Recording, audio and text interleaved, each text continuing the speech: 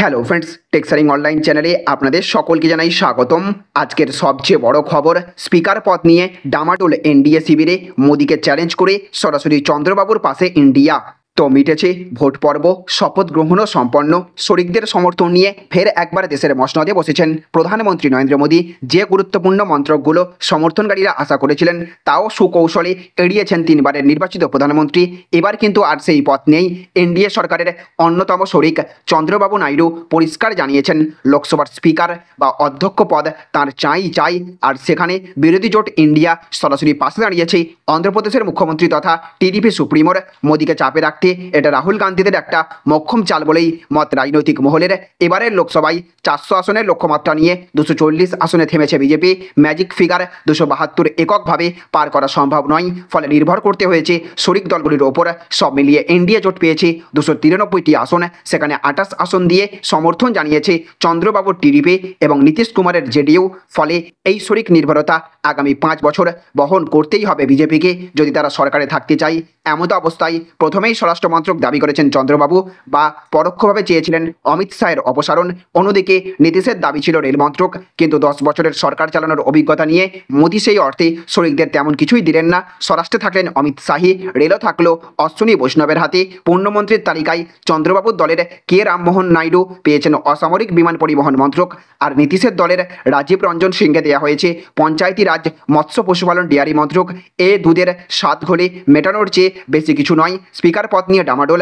এখন চন্দ্রবাবুর লক্ষ্য একটাই, তা হচ্ছে স্পিকার পদ। এই নিয়ে তিনি প্রথম থেকেই সরব ছিলেন। এবার স্পিকার পদ না পেলে তিনি ঘনিষ্ঠ মহলে সমর্থন তুলে নেওয়ার মতো হুঁশিয়ারিও দিয়েছেন।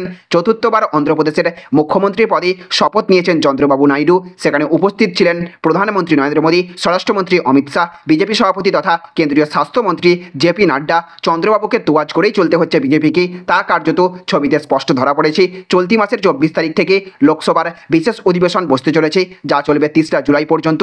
প্রথম দিন লোকসভার নবনির্বাচিত সাংসদদের শপথ গ্রহণ পর্ব মিটে গেলেই লোকসভার স্পিকার পদের নির্বাচন হবে। সেখানেই এবার পাল্টা চাল দিল ইন্ডিয়া জোট। তাদের পরিষ্কার বক্তব্য, চন্দ্রবাবুর প্রার্থীকেই সমর্থন করা হবে, আর যদি তা না হয় তাহলে নিজেরা প্রার্থী ঘোষণা করবে বিরোধী জোট। অর্থাৎ বিনা যুদ্ধে নাহি দিব সূচগ্র বেদিনী। অবস্থান স্পষ্ট করলেন রাহুল গান্ধীরা। সূত্রের খবর, দলিত সম্প্রদায়ের ভোট নিজেদের ঝুলিতে রাখতে চন্দ্রবাবু চান জিএমসি বালাযোগী ছেলে হরিশ মাথুর বালাযোগীকে স্পিকার করা হোক। টিডিপির প্রার্থীকে যদি এনডিএ বা মোদী সরকার নির্বাচিত করে, তাহলে তাকেই সমর্থন করবে ইন্ডিয়া। এমনকি এই বিষয়ে চন্দ্রবাবুর সঙ্গে যোগাযোগও রাখছে বিরোধী জোট।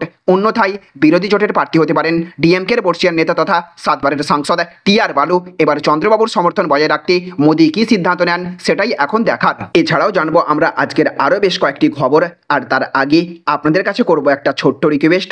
আপনি যদি আমাদের চ্যানেলে নতুন হয়ে থাকেন, তাহলে আমাদের চ্যানেলে সাবস্ক্রাইব করার সঙ্গে সঙ্গে পাশের বেল আইকনটিকে বাজিয়ে রাখবেন। আর আপনি যদি এই ভিডিওটি ফেসবুক থেকে দেখে থাকেন, তাহলে অবশ্যই পেজটিকে ফলো করবেন এবং এই ভিডিওটিতে এক্ষুনি একটা লাইক করে দেবেন। জনস্বার্থে ভিডিওটিকে প্রচুর পরিমাণে শেয়ার করবেন। তো দেখুন আজকের আরও একটি বড় খবর, লিপস অ্যান্ড বাউন্সের 148 কোটি টাকা বাজেয়াপ্ত। শুনেই ফুঁসে উঠলেন জাস্টিস সিনহা। এলো বিরাট নির্দেশ। তো তদন্তে ধীর গতি নিয়ে ফের আদালতের প্রশ্নের মুখে ইডির ভূমিকা। প্রাথমিকে নিয়োগ দুর্নীতির সূত্র ধরেই সামনে উঠে এসেছিল তৃণমূলের সর্বভারতীয় সাধারণ সম্পাদক অভিষেক বন্দ্যোপাধ্যায়ের সংস্থা লিপস অ্যান্ড বাউন্সের নাম। তদন্তের স্বার্থে সেই সংস্থার অফিসে তল্লাশি চালায় ইডি। একাধিক ব্যক্তিকে তলব করে জিজ্ঞাসাবাদও করা হয়। জেরার মুখোমুখি হন অভিষেকও। বাজেয়াপ্ত করা হয় সংস্থার সম্পত্তি। তবে অভিষেকের লিপস অ্যান্ড বাউন্স সংস্থা এবং তার ডিরেক্টরদের কাছ থেকে বাজেয়াপ্ত হওয়া সম্পত্তির পরিমাণ এত কম কেন, সেই নিয়ে এবার প্রশ্ন তুললেন হাইকোর্টের বিচারপতি অমৃতা সিনহা। গত এপ্রিল মাসে অভিষেকের লিপস অ্যান্ড বাউন্স এর কত সম্পত্তি বাজেয়াপ্ত করা হয়েছে, সে কথা কলকাতা হাইকোর্টে জানায় কেন্দ্রীয় এজেন্সি এনফোর্সমেন্ট ডিরেক্টরেট। সেই সময়ও বিরক্তি প্রকাশ করেছিলেন বিচারপতি। এই দিন কলকাতা হাইকোর্টে প্রাথমিকে নিয়োগ দুর্নীতি মামলার শুনানি ছিল। এই দিন রিপোর্ট পেশ করে আদালতে ইডি জানিয়েছে এখনও পর্যন্ত লিপস অ্যান্ড বাউন্স থেকে 148 কোটি টাকার সম্পত্তি বাজেয়াপ্ত করা হয়েছে, যার বর্তমান বাজার মূল্য অন্তত 250 কোটি টাকা। তো দেখুন আজকের আরও একটি বড় খবর, বিজেপিকে ডুবিয়ে এবার ব্যর্থতার দায় এড়াচ্ছে শিয়ানে শুভেন্দু। তো তৃণমূল নেতারা শুরু থেকেই বলে আসছেন, শুভেন্দু অধিকারী যেখানে যেখানে বিজেপির প্রচার করবে বা প্রার্থী নির্বাচন করবে অথবা সাংগঠনিক দায়িত্ব নেবে, সেই জায়গায় তৃণমূল সুবিধা পাবে। আসলে শুভেন্দু অধিকারী তৃণমূলের জন্য পয়া, এবং তথ্য পরিসংখ্যান বলছে 21 বিধানসভা নির্বাচন থেকে সদ্য সমাপ্ত লোকসভা ভোট হোক, উপনির্বাচন হোক, পঞ্চায়েত কিংবা পুরভোট, শুভেন্দু যেখানে গিয়েছে হচ্ছে সেখানেই ডুবেছে বিজেপি। সেই শুভেন্দু এবার ব্যর্থতার দায় এড়াচ্ছে, খারাপ ফলাফলের দায় অন্যের ঘাড়ে চাপাচ্ছে। এবার বিজেপির এই দলবদ্ধ নেতার গলায় অন্য সুর। তিনি বলছেন সাংগঠনিক ব্যাপারে কোনো হস্তক্ষেপ তিনি করেনি, প্রার্থী নির্বাচন থেকে প্রচার কৌশল সবটাই সংগঠন ঠিক করে। অথচ লোকসভা ভোটের প্রচার পর্বে বঙ্গ বিজেপিকে হাইজ্যাক করে নিয়েছিল এই শুভেন্দু অধিকারী। ব্যর্থতার দায় অন্যের ঘাড়ে চাপিয়ে দলবদলু নেতা এখন বলছেন সংগঠনের কাজে তিনি তেমন আগ্রহী নন, এমনকি সংগঠনের হস্তক্ষেপ করেন না। এরপর থেকেই শুরু হয়েছে জল্পনা, কারণ লোকসভা ভোটের ফলাফলের পর থেকেই রাজ্য বিজেপির অন্দরে শুরু হয়েছে কোন্দল।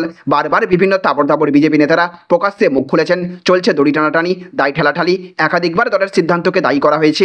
শুধু তাই নয়, খোদ বিজেপির রাজ্য সভাপতি সুকান্ত মজুমদারকে বলতে শোনা গিয়েছিল সব সিদ্ধান্ত তিনি নেন না, কিন্তু রাজ্য সভাপতি হবার দরুন দায় তাকেই নিতেই হবে।